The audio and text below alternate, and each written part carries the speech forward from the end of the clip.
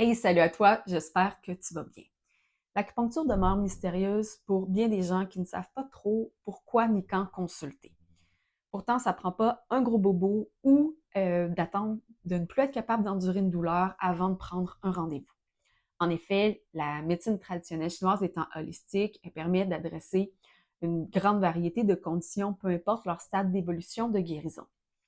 Donc, plus besoin d'endurer des petits bobos du quotidien quand on peut les adresser de manière efficace. Tous les déséquilibres énergétiques, en fait, aussi minimes soient-ils, tirent du jus à l'organisme et peuvent devenir très dommageables. Si tu es curieux, curieuse d'en apprendre un peu plus sur des problématiques qui, de prime abord, semblent anodines, mais peuvent être traitées grâce à l'acupuncture, je t'invite à visionner cette courte série de vidéos. Comme tu as dû le deviner, je m'appelle Audrey, je suis acupuncteur et je pratique à Montréal, dans Hochelaga, depuis ma graduation du Collège de Rosemont en 2019. Je suis fascinée, en fait, par tout ce qui peut être traité grâce à l'acupuncture, bien que les principales raisons de consultation en clinique soient surtout autour des douleurs, des troubles digestifs, de l'anxiété et de l'insomnie. Le spectre d'action est beaucoup plus vaste et malheureusement sous-estimé. Dans la capsule qui suit, je vais te parler des bienfaits de l'acupuncture si tu vis une problématique de santé sans diagnostic médical. À tout de suite!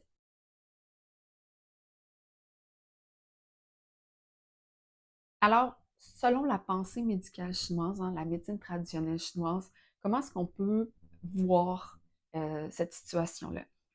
En fait, ce qui est intéressant puis ce qui est bien, c'est que ça ne prend pas un diagnostic médical pour consulter en acupuncture.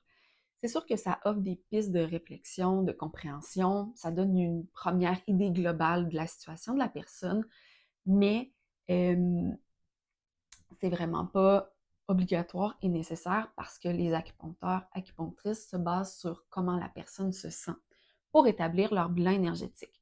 Donc, l'acupuncture peut aider dans un premier temps, lors de la première séance. On va collecter différents signes et symptômes par le biais d'une entrevue, la palpation de différentes zones du corps, l'observation de la langue, la prise du pouls, etc., pour déterminer un bilan énergétique. Et ça fait en sorte qu'il y a une très grande variété de conditions, de problématiques de santé et de douleurs qui peuvent être traitées de manière efficace grâce à l'acupuncture. S'il n'y a pas de diagnostic médical, pourquoi est-ce qu'on consulterait? Bien, parce que la médecine traditionnelle chinoise peut très certainement apporter un soulagement, mais aussi offrir une lecture différente de la situation qui peut permettre de faire sens et justement aider les gens dans l'acceptation de leurs conditions et le processus justement de guérison. En résumé, c'est pas nécessaire d'avoir un diagnostic médical pour consulter en acupuncture.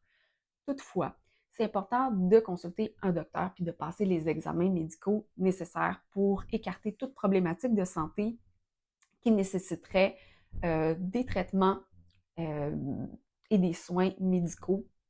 Pensons par exemple au diabète. Reste que la médecine traditionnelle chinoise peut venir travailler en complément, voire en collaboration avec les interventions médicales occidentales. Si tu as trouvé cette vidéo-là intéressante, pertinente, je t'invite à cliquer sur j'aime et la partager avec des gens de ton entourage. Si toi, tu désires en apprendre un peu plus sur la pensée médicale chinoise, je t'invite à télécharger mon guide gratuit en cliquant sur le lien sous la vidéo, guide intitulé Comment soulager efficacement cette mot du quotidien. Sinon, on se voit dans une prochaine capsule. Ciao!